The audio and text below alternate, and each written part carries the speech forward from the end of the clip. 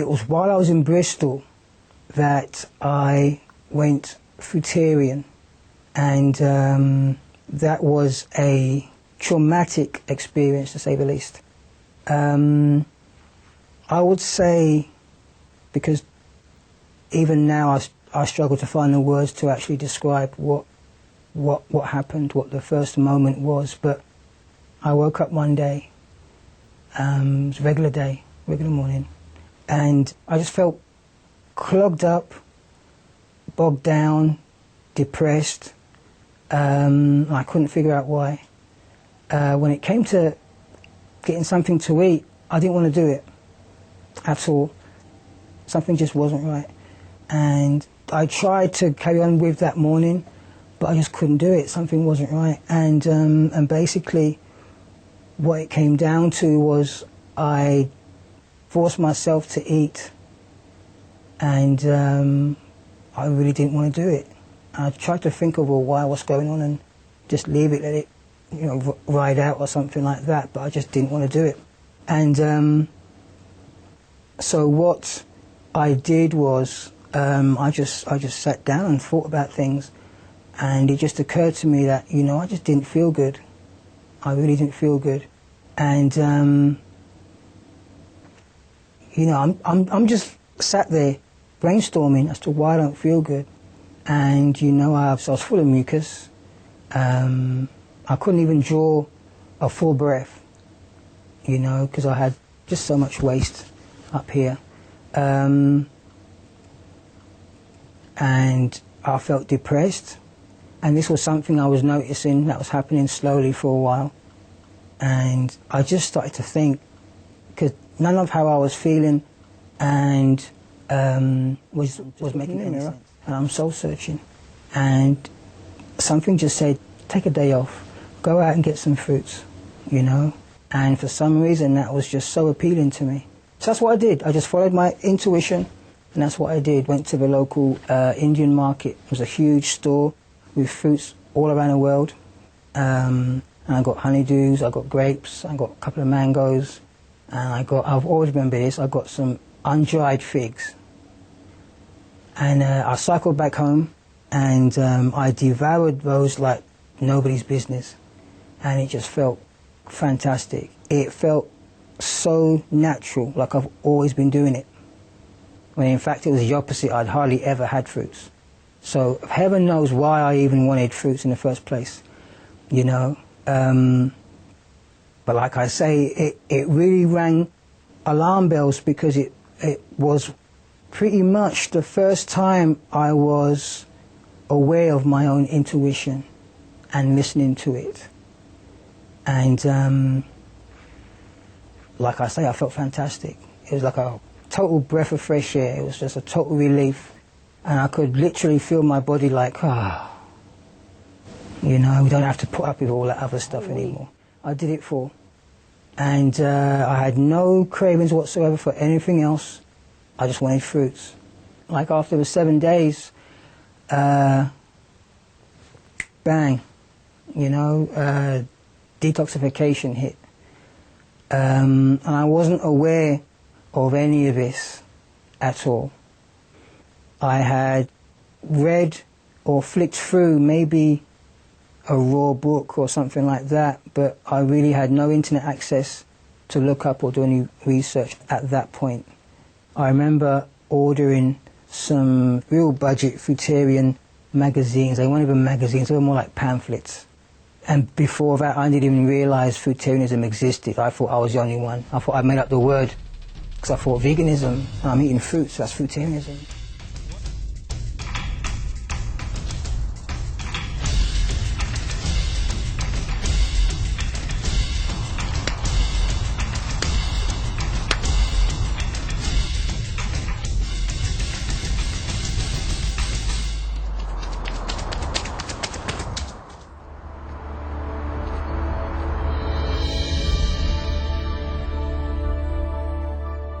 Period was over. Detoxification hit. I was out for 7 days, for 7 more days in bed with severe flu-like symptoms, and I didn't even know. To me it was just flu. To me it was just like, well, okay, I got flu. bad timing. You know, it wasn't even about detox, it wasn't even about cleansing, so I didn't know anything about that. So basically, after that, I did what everybody else does. I blame the fruits. Well, the fruits made me sick, the fruits made me get flu, you know. If fruits were so healthy, I wouldn't have got flu. So, you know, so I dipped back into the cooked foods, and again, that was confirmation for me that that was a wrong direction to go in. That was what was causing my problems in the first place, you know, because after feeling so great, I had felt minor improvements, you know, within myself. I felt slightly lighter. I felt more positive. I felt like weight was being lifted off me, you know. So when I went back to what I was normally eating, the cooked and processed foods, all that came back real quick, you know. So that was confirmation for me that, okay, that, you know, I was right. That was the problem, and that's why I didn't want to eat, because it's like my body had just had enough. The tools I used to get through any given day, in the beginning I had none. In fact, the tools that I used to get through any given day was cooked food, you know. And through doing that, that's basically how I learned of our dependence on it as a drug. Man, I was sneaking out 2, 3 in the morning to get French fries, you know. God knows why I had to sneak, but I told myself, you know what, I'm gonna be a fruitarian, I'm gonna be a fruitarian, you know. But I break, and I'd be sneaking out, like I'm sneaking out for myself, you know, to go get these fries, you know, and I would go on binges. And to the naked eye, people would say, well, you know, you got an eating disorder. Stop that fruit stuff, you know, and eat some proper food. But it was just, you know, the whole process of getting off a drug. And I was doing the same things as a drug addict would do, you know, or a recovering alcoholic, you know, that may have slipped back. Exactly the same thing, but we don't see cooked food as the alarming thing for me was that I came from a tough childhood, you know, which went on to playing a tough sport, rugby league, at professional level. I played for my country as an amateur, you know, and that's no mean feat. And I signed professional, and I was playing against, you know, famous internationals from different countries, big name stars. And so I thought, you know, this fruitarian thing will be a breeze. No, it was the opposite, you know, and having to accept that it broke me down severely. It was a big hit on my ego, and I realized that willpower had nothing at all to do with it. Nothing at all to being successful. Because like I was saying, I was binging, and I was slipping back onto cooked food pretty much a lot, you know, and it had become a pattern. And at vital times, like I say, your mind's always one step ahead, and at vital times when your mind gets a little desperate, it'll play a trick on you, know, and you'll end up finding yourself, you know, one minute you're strong as heck, next minute you're eating French fries or a large apple pie or whatever. You'll find yourself going out and buying the most obscure product, you know, that you can find that you would not even normally eat if you was on cooked food anyway, you know, but just to get by, just to justify, well, you know what, if I get this, it'll be all right because it's only this. You would be so craven, that addictive drive, you know, would just have you choose the most insane things. So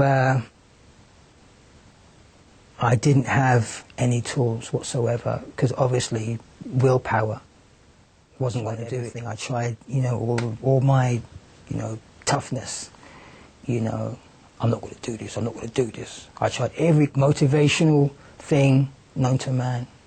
It just got knocked down, smashed to smithereens, didn't stand a chance. You know, my detoxification process, my addiction to cooked foods was just running rampant. Nothing was going to stop it, you know. So the only thing that I can honestly say that made a dent was cleansing. Saltwater flushes for me were majorly effective, and it also blew my mind to realize the extent of filth that I had, you know, even after the 7 days that I had within me. And it kind of made me realize the work I had to do. A day in the life of a fruitarian for me was hell. It was hell until I found that. Also, a day in the life for me was being a victim. I'd spent so long just, you know, detoxing, cleansing, because it was a very lengthy process. Very lengthy process, indeed. And that was my most effective piece of ammunition against what I was going through. That was a little pin dot light at the end of my tunnel. Very long, dark tunnel.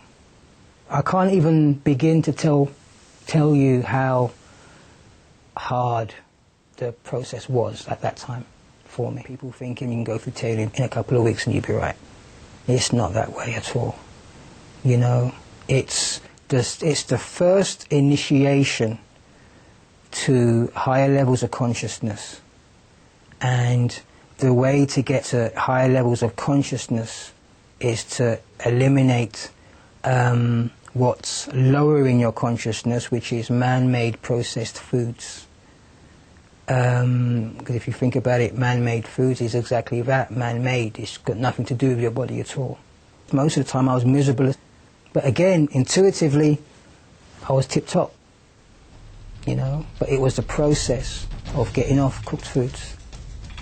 And I had to go through that. I had to deal with cleansing, I had to deal with detoxing, I had to deal with withdrawal symptoms from food, conditioning to foods.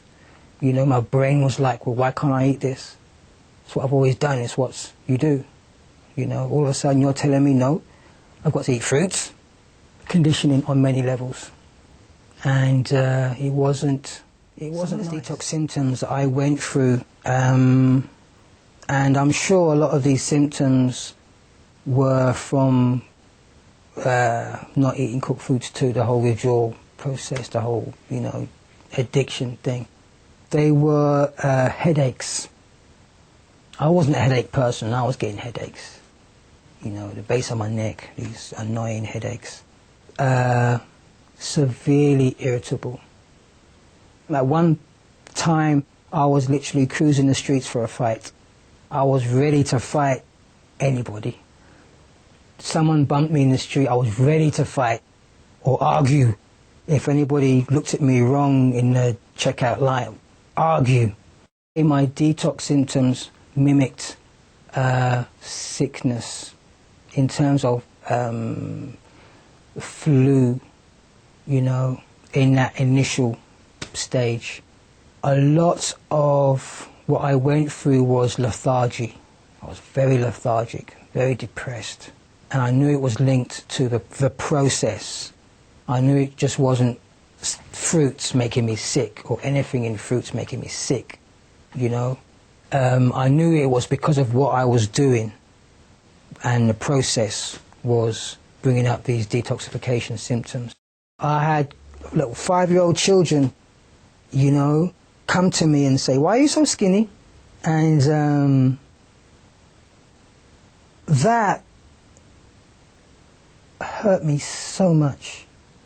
I didn't deal with the whole weight loss thing very well. The whole ego thing got to me big time. And in actual fact, what it was the whole weight loss thing was basically, I had built up water and fat over the years. What I was eating became toxic, so my body retained water to neutralize the toxicity. And, you know, I had fat, and I was inflamed. And anybody that's gone raw and been flip-flopping between raw and cooked will know that you swell. You get inflamed. And I had so much experience with going back and forth from fruitarian to cooked food. I knew and I saw myself inflame. Just like that. I saw the effects, and I recognized that I was inflamed all those years back then. It wasn't muscle, I was just inflamed, you know, and that's what I was getting rid of. When I went fruitarian, I gave up cooked food, I was no longer inflamed. I was no longer retaining water because that's what it was. My body was releasing fluid, liquids that it had retained for so long. And if you can imagine retaining liquid for so long, can you imagine how dirty it is?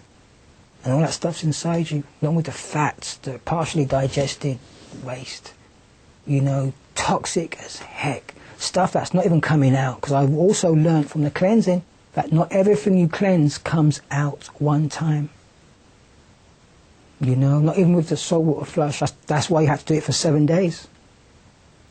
Our intestines are distorted because of eating cooked foods. Our organs are distorted, overloaded. So not everything comes out. Some stuff gets hidden in nooks and crannies in your intestines and never comes out. You know, until you get shrinkage and everything goes back to its original state. The weight loss, like, it was blind faith. I didn't even think about it. It hurt me, it worried me in terms of, you know, I don't look so hot. You know, it was never like a health thing. I was worried about my health because I never felt in danger. I never felt, you know, sick. I felt like I was going through a process, a very extreme process, but I never felt intuitively that I was sick and I should go seek help. You know, I always felt like, you know what, ride this out, you'll be okay. You know, I always felt just transformed my mouth. It was so much fresher, so much better. My teeth were firmer, you know, because I wasn't building up all that plaque from cooked man-made foods. So I wasn't having the problems that people were saying. And like I say, I was exposing myself to citric acid on a regular basis. But having said that, I did experience shifting. My teeth would shift because I was no longer inflamed. And it was then I realized that we are inflamed at every level. You know, it's not just, you know, skin or your body, it's also your mouth is inflamed. So when everything goes down, back to its original size, everything starts to shrink and shift, and, you know, especially with teeth, your teeth start to move. And I think that's where the whole pain thing comes from. I had toothaches for a limited period. In fact, as a fruitarian, my teeth were in better shape. I spent probably 3 years fruits, solid fruits and orange juice, citrus. I juiced citrus. That was at the latter stages of fruitarianism, when I basically mastered fruitarianism. When I was going on to liquidarianism. And I experienced nothing but rejuvenation with my teeth, my whole mouth. At that point, a lot of my detox, I'd already done the hardest part, you know. So everything was kind of on an even keel in terms of, you know, experiencing body odor, bad breath and stuff like that. My mouth had never felt better. It had never felt better. Plans of transitioning to liquidarianism. I only found out about liquidarianism once I mastered fruitarianism. And then I learnt that I had already been transitioning to liquidarianism naturally anyway 3 years prior to actually mastering fruitarianism. One thing people forget or don't even know about is that once you're transitioning, the whole transitioning process, the initiations overlap. So once you're halfway through, for instance, mastering your fruitarian initiation, you're already starting your liquidarianism initiation. I was doing fruitarianism for about 10 years. So, you know, within that 10 years, the last 3 years of it was literally transitioning to liquidarianism. And like I say, I didn't even know about liquidarianism until I saw it on the internet, when I realized, hey, that's what I'm doing. I need to experience the conditioning, the mind games again, you know, because think about it. My mind cooperated with me. I didn't beat my mind. My mind let me transition.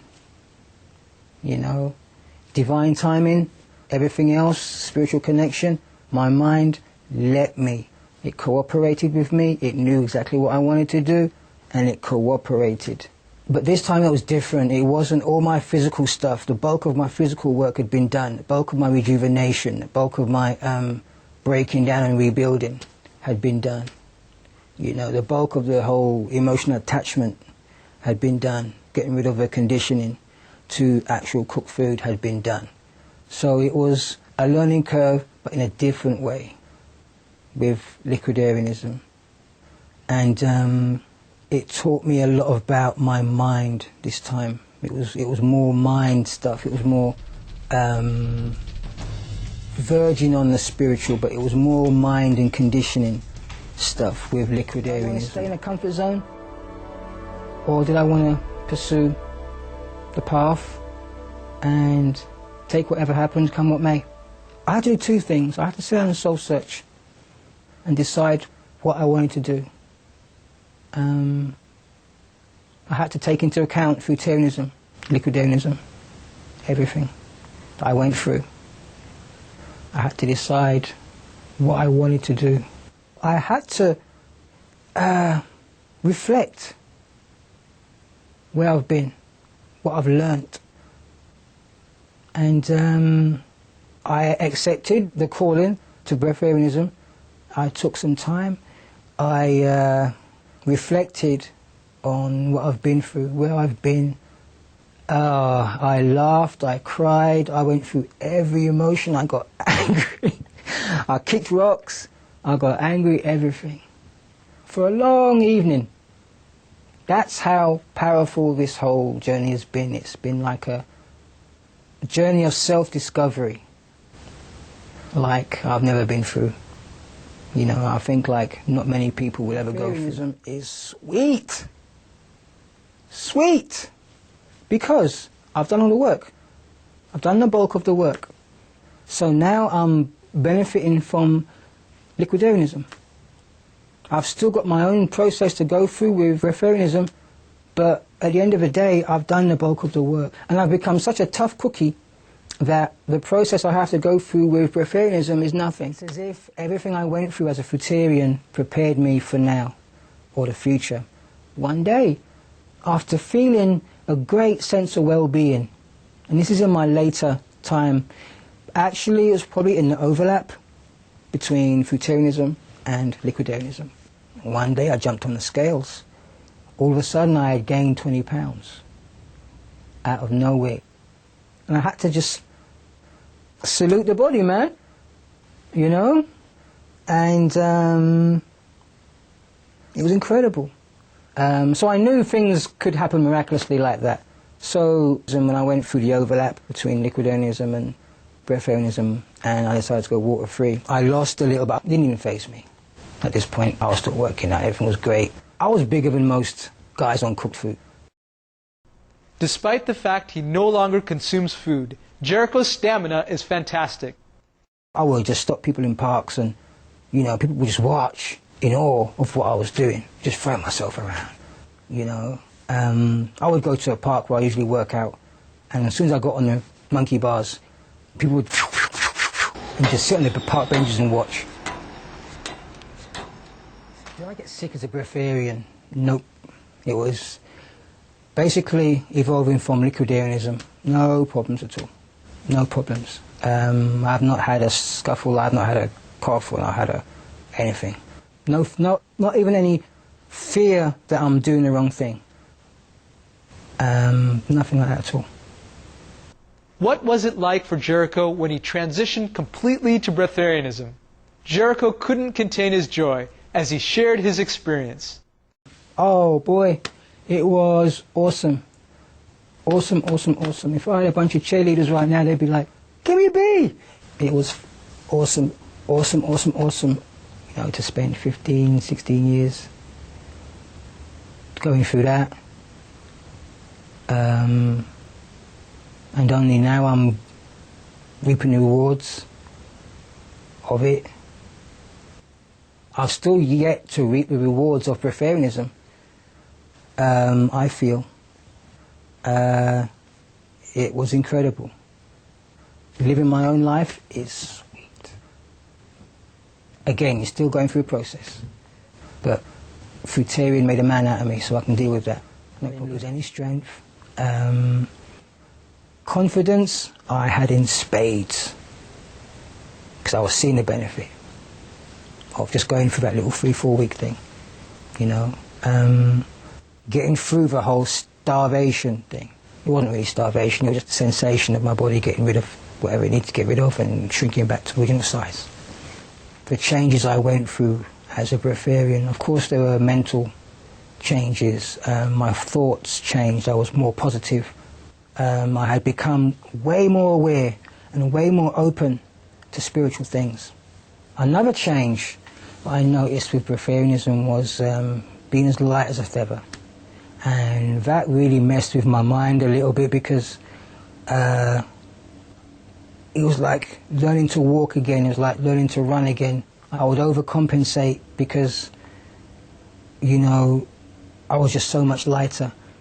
There were times when I would get up and I would just go to one side, or a time where I would be walking, I'd be really conscious of how I'm walking, I'm just totally off rhythm and everything.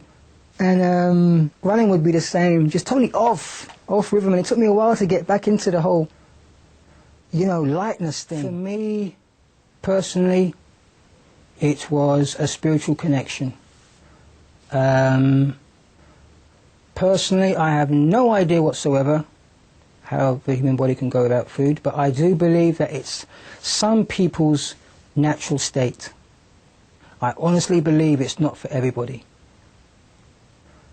And I believe that I have a spiritual connection that enables me to get back to my natural state, which is food-free. It wasn't down to my willpower. It had nothing to do with me at the end of the day. Like I said earlier, I feel like I was allowed to progress, and it was all about divine timing for me. And it was nothing to do with me being inspirational, me being amazing. Nothing at all to do with that. I still consider myself to be a baby, to be learning. I still feel I have much to cleanse, much to come out. It is still a process. Throughout this whole journey, I've messed up, I've slipped up. Throughout fruitarianism, liquidarianism, breatharianism. And it's always been a process of learning. And then you pick yourself up and you move forward. Even now, it's always a process. Always learning new things.